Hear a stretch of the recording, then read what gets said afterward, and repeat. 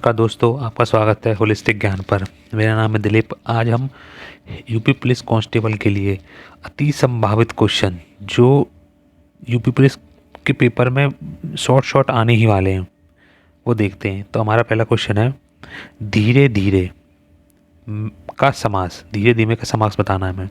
तो इसमें जो समास है वो है अव्ययी भाव। कौन सा है? अव्ययी भाव। अब एक जैसे शब्द अगर दो बार मिल जाएं योजक चिन्ह के साथ तो समझ जाना वो कौन सा है? अव्ययी भाव समास है।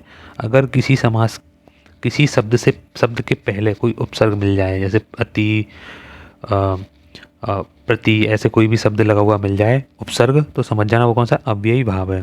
पर थोड़ा सा अटेंशन देना। मैं एक दो शब्द और बता देता हूँ। तो मैं इसको यहाँ से हटाता हूँ। एक है सु और एक है कु। अगर ये किसी शब्द से पहले लगे हुए मिल जाएं तो ये समझ जाना वो कौन सा समास होगा? कर्मधारय समास। कौन सा? कर्मधारय समास। चलिए अगला क्वेश्चन। आंख न दीदा काढ़े कसीदा, योग्यता न रहने पर भी काम करने की सेखी भरना। योग्यता न रहने पर भी काम करने की सेखी भरना इंपॉर्टेंट है, इसको याद रखना, ये इंपॉर्टेंट है। Question number next. अगला क्वेश्चन है हमारा, वह मनुष्य है जो मनुष्य के लिए मरे। तो इसमें मनुष्य कितनी बार आया ऐसे बताना है? मरे। पंक्ति में कौन सा अलंकार है? यहाँ पे मनुष्य देखो, एक बार ये रहा मनुष्य, देखो ध्यान से, एक मनुष्य ये रहा और एक मनुष्य ये रहा।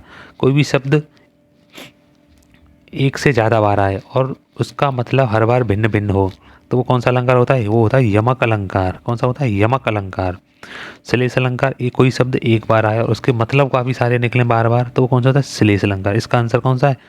ऑप्शन नंबर बी, यमक अलंकार। एक मनुष्य का मतलब है यहाँ पे मनुष्य और एक मनुष्य का मतलब है मानवता। वही मनुष्य है जो मानवता के लिए मरे। Question number 42। क्वेश्चन नंबर 42 क्या बोल रहा है? ये बोल रहा है वागेश्वरी का पर्यायवाची क्या है? वागेश्वरी का पर्यायवाची है स्वरसती। स्वरसती का पर्यायवाची है शारदा। कमला लक्ष्मी का है। कमला किसका है? लक्ष्मी। इसके नीचे हलंत लगा लेना क्योंकि आधा आता है। लक्ष्मी, सुखदा, प्रमोद, ये दोनों पर्यायवाची हैं, आनंद के पर्यायवाची हैं ये। ठीक है, अगला क्वेश्चन बताइए। भाग्यश्री का एक पर्यायवाची और मैं लिखता हूँ, वो बहुत अच्छा पर्यायवाची है, धवला। धवला, श्वेता, ये सब किसके हैं? लक्ष्मी के, उसके सरस्वती माता जी के। ठीक है, क्वेश्चन नंबर अगला पढ़ते हैं हम। अव्यवस्थित खंडों, ये देखो, अव्यवस्थित खंडों को क्रमबद्ध वाक्य बनाइए और उचित क्रम में चुनिए। हमारे पास ये कुछ व्यवस्थित क्रम दे रखे हैं ये वाले। अब इनके हिसाब से हमें वाक्य बनाना है, इनको अरेंज करते हैं, मतलब अरेंजमेंट करनी है हमें। अब देखते हैं क्वेश्चन। हमारे पास ऑप्शन भी है, हम ऑप्शन का सहारा लेके करेंगे क्वेश्चन को। देखो, ठीक है, ऑप्शन का सहारा लेके करेंगे इस क्वेश्चन को। देखो, अगर मैं बात करूं भारतीय बिना हिंसा के, ये देखो, भारतीय बिना हिंसा के शुरू से ही सहते आर्थिक और सामाजिक न्याय को चले गए हैं। अब देखो, किसी भी सेंटेंस की जो आखिरी होता है वो शब्द है होता है। कौन सा होता है?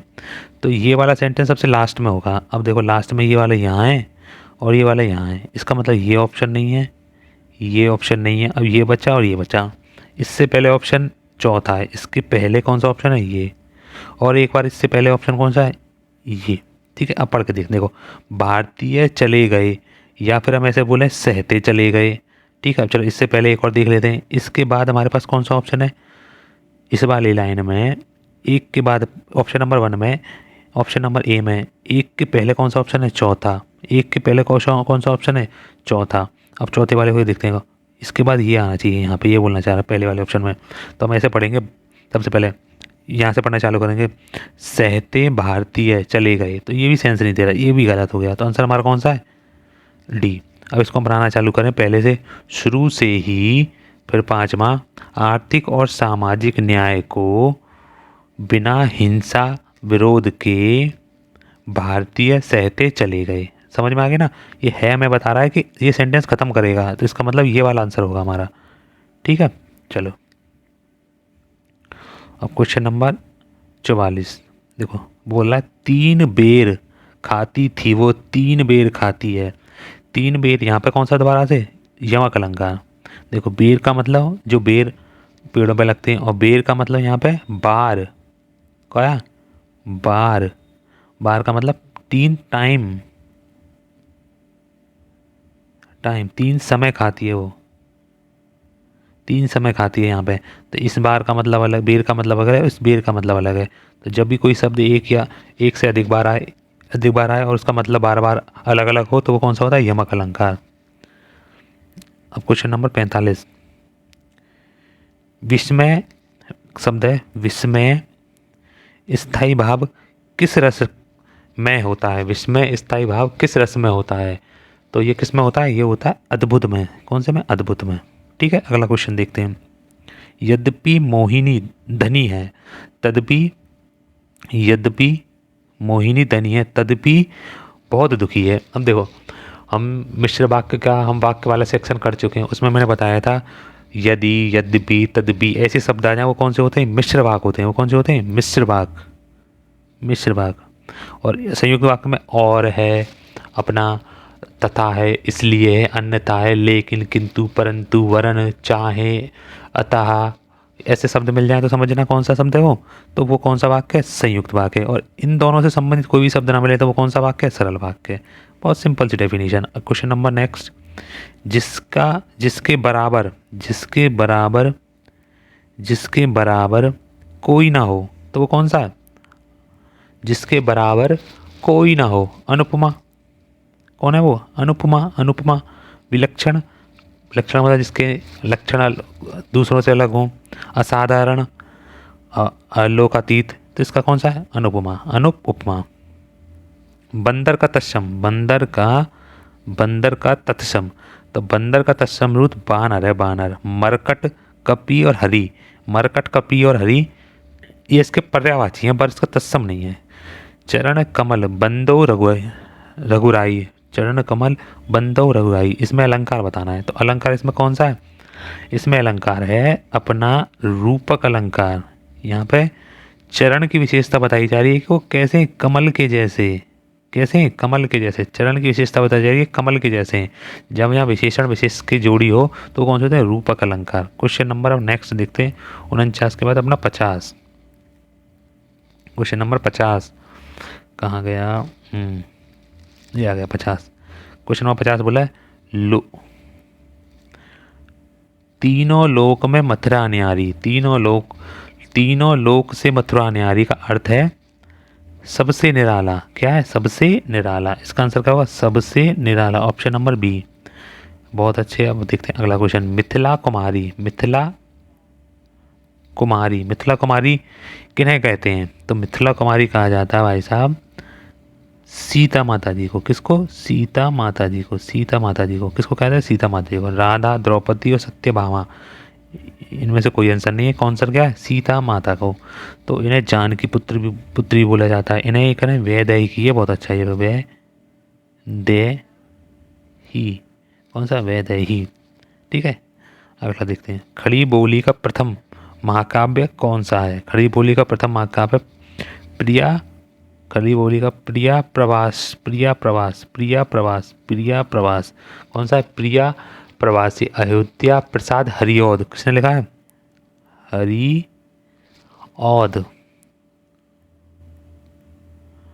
औध किसने लिखा, हरिऔध, अयोध्या प्रसाद हरिऔध द्वारा लिखा गया है ये।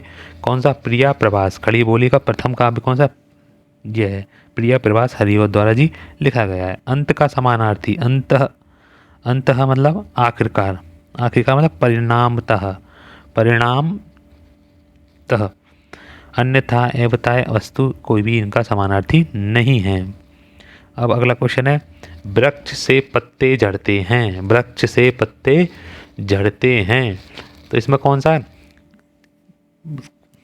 वृक्ष यहाँ होगा, वहाँ से पत्ते यहाँ से करके दूर कहीं गिरा होता है। मतलब जब भी अलगाव का सेंस होता है से, तो कौन सा होता है, अपादान। अलगाव का सेंस कौन देता है, अपादान। या तुलना, अपादान।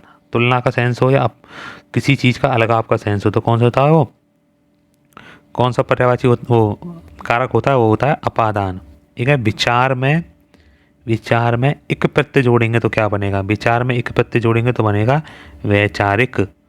देखो इसमें ये क्या है, जब शुरुआती शब्द में ई होती है, ये वाली ई, दोबारा से लिखता हूँ मैं, 1 मिनट,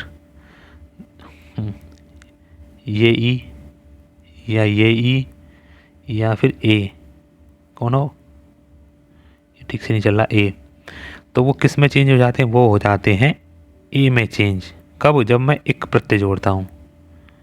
ठीक है, जैसे और मैं एक दो एग्जांपल लिख दूँ यहाँ, जैसे कि शब्द लिखूँ मैं, इसको हटाता हूँ फिर लिखता हूँ, मैं लिखूँ वी वा हा, विवाह, और इसमें एक प्रत्यय जोड़ूँ तो वी की ई की मात्रा छोटी वाली है, बड़ी में चेंज हो जाएगी, तो वे वा ही क्या होगा, वैवाहिक। ऐसी विचार में जोड़ूंगा तो कैसे बनेगा, ये विचार में एक जोड़ूंगा तो ये ई की मात्रा ए में चेंज हो जाएगी, तो वै चा, रा के ऊपर ई की मात्रा आ जाएगी छोटी वाली, री क, वैचारिक। तो इसका आंसर क्या होगा, डी, ऑप्शन नंबर डी। अब बढ़ते हैं हम अगला, सही बताना हमें। शुद्ध वाक्य पहचानिए, शुद्ध वाक्य पहचानिए। मेरी 5 बहनें और 1 भाई हैं। अब देखो ये है ना, है, ये बहुवचन में यूज होता है, तो इसमें भाई और भाई से पहले 1 है, तो ये सेंटेंस तो गलत है, ये सेंटेंस पूरी तरीके से गलत। अब देखो यहाँ पे भी हैं, फिर भाई है, फिर 1 है, तो ये भी गलत हो गया। अब देखो यहाँ पे हैं और बहनें और 5 हैं, तो भी यहाँ पे सही है, हैं बहनें और 5 हैं। अब पढ़ते हैं यहाँ पे, मेरा 1 भाई और 5 बहनें हैं, बिल्कुल सही है, ये वाला सेंटेंस बिल्कुल सही है। और मैं बोलूँ मेरी नहीं होगा, मेरा 1 भाई है, तो इसलिए ये भी गलत है। क्वेश्चन नंबर हम पढ़ते हैं अब 57। बुढ़ापा एक प्रकार का अभिशाप है, बुढ़ापा एक प्रकार का अभिशाप है। रेखांकित शब्द की संज्ञा, तो बुढ़ापा जाति तो कोई बता नहीं रहा, व्यक्ति की कोई बता नहीं रहा, समूह कोई बता नहीं रहा, तो भाववाचक है। कौन सी संज्ञा है ये, भाववाचक संज्ञा। कौन सी, भाववाचक संज्ञा। भाई बुढ़ापा हम भाव ही तो है एक। मीनाक्षी का अर्थ बताना है, मीनाक्षी, ये देखो मीनाक्षी, मीनाक्षी का अर्थ है मीन जैसी अक्षी है जिसकी, मीन जैसी अक्षी, तो ऐसे लिखें मीन प्लस अक्षी, सॉरी गलत हो गया, अक्षी,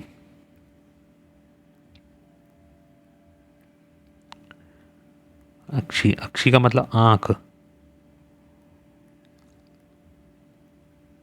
और मीन मतलब मछली,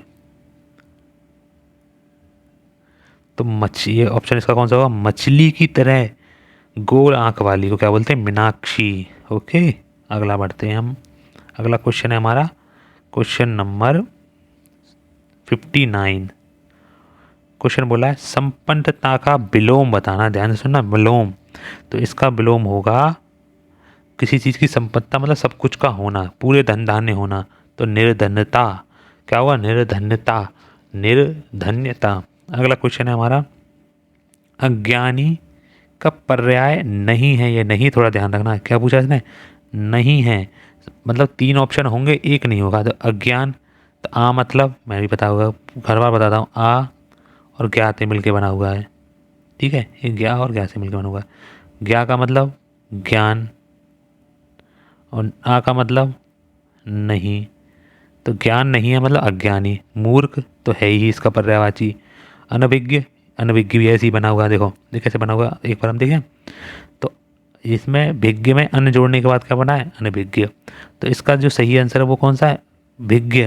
कौन सा है इसका आंसर, ये वाला आंसर सही है इसका, ये answer is B, answer is B, इसका आंसर क्या है, बी सही है। बी इसका पर्याय नहीं है, ये इसका विलोम है। क्या है इसका, विलोम है, विलोम। अब क्वेश्चन पूछा है, जैसा जैसा काम वैसा दाम, यहाँ पे जैसा किस व्याकरणात्मक कोटि का है, तो जैसा कोई विशेष तो है नहीं, नाउन या प्रोनाउन, अवयव है नहीं, चेंज हो जाए, तो ये क्या, ये विशेषण है, सर्वनाम नहीं है। कैसा, क्या है ये विशेषण है, विशेषण। क्वेश्चन नंबर 62, क्वेश्चन नंबर 62 देखें, निम्नलिखित में से लुटेरा शब्द में प्रत्यय, प्रत्यय मतलब जो पीछे जुड़े है इसके, तो ये शब्द भाई साहब बनाए ऐसे, यहाँ लिख देता हूँ मैं,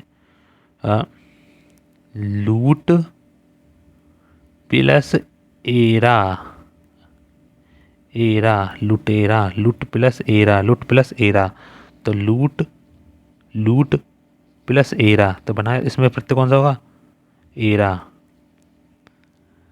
अगला क्वेश्चन है, निसंकोच में प्रयुक्त संस्कृत उपसर्ग बताना। शुरुआत में कौन सा शब्द लगा है, तो इसमें लगा है निहि। कौन सा लगा है, निहि।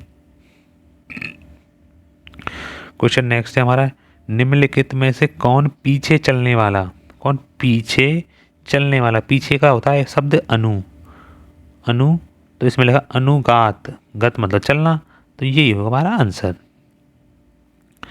आदि और व्याधि शब्द युग्म में आदि का अर्थ, आदि का अर्थ होता है साहब ये आदि, और व्याधि, आदि का अर्थ होता है मानसिक कष्ट, और व्याधि का अर्थ होता है झंझट।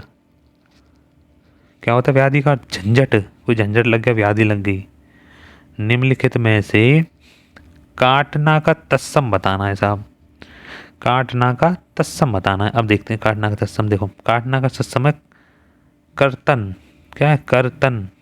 काटना का तत्सम क्या है, कर्तन, कर्तन। ठीक है, अगला क्वेश्चन, रुपया डैश, रुपया यहाँ पर खाली स्थान कुछ बनना है, तो रुपया खनकते हैं, खनकते हैं, खनकते हैं, रुपया बचते थोड़ी, खनकते हैं, रुपया खनकते हैं। अगला क्वेश्चन है, निशा, निशा का विशेषण बताना है। निशा कोई शब्द है, इसका विशेषण बताना है।